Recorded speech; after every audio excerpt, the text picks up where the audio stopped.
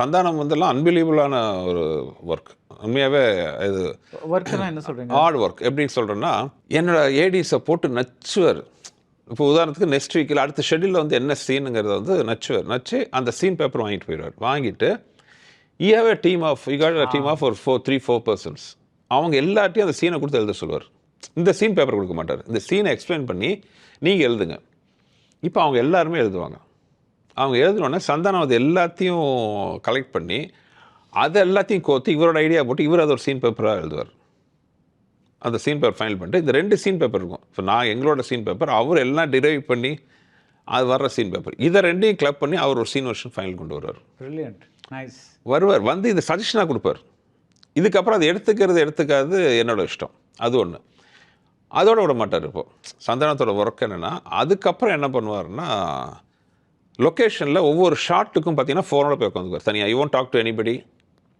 Phone பேசுகிறதோ ஆர்டி அடிக்கிறதோ இருக்காது. தனியாக போய் உட்காந்துட்டு அவரோட டீம் ஆஃபீஸில் உட்காந்துருப்பாங்க. இப்போ ஏடிஸ் கேட்டோம் அடுத்த ஷாட் என்ன, அடுத்த ஷாட் வந்து இந்த மாதிரி மனோபாலா வந்து உள்ளே வர போகிறாருனோடனே, மனோபாலா உள்ளே வராரு, அவர் வேட்டி சட்டை போட்டிருக்காருனோடனே அந்த மனோபாலாவுக்குன்ட்டு ஒரு ஃபைல் வச்சுருப்பாங்க. மனோபாலாவை பற்றி என்னெல்லாம் பேசணும் ஃபைல் இருக்கும். அதுலேருந்து எடுத்து செலக்ட் பண்ணி ஒரு டைலாக் எடுத்து வச்சுருவார். 2-3 டைலாக் ஆப்ஷன். ஷார்ட் பார்த்து இதெல்லாம் நடக்கிறது அந்த 5 minutes கேப்பில் இதெல்லாம் பண்ணிகிட்ருப்பார். இது கமிட்மெண்ட்டில் பயங்கரமாக, தட்ஸ் அமேசிங் கமிட்மெண்ட் சந்தானம். இப்போ வடிவேலனோட ஸ்டைல் பார்த்தீங்கன்னா, இஸ் அ ஃபென்டாஸ்டிக் ஆக்டர். வடிவேலனை பார்த்தீங்கன்னா அவரோட ஸ்லாப்ஸ்டிக்கே சூப்பர். அவர் டிஸ்கஷன்லேருந்து கூட உட்காருவார். ஒவ்வொரு சீனு பார்த்தீங்கன்னா டிஸ்கஷன். ஃபஸ்ட்டு என்னோட ஏடிஸ் ரைட்டர் யார் டீம் இருக்காங்களோ தேல் கோ, அங்கே உட்காந்து அவங்களோட டிஸ்கஸ் பண்ணுவார். பண்ணிவிட்டு லொக்கேஷனில் வந்து காலையில் வந்துட்டு வீல் ஹேவ் ஒரு பிரெயின் ஸ்டார்மிங் செஷன் மாதிரி எவ்ரிடே.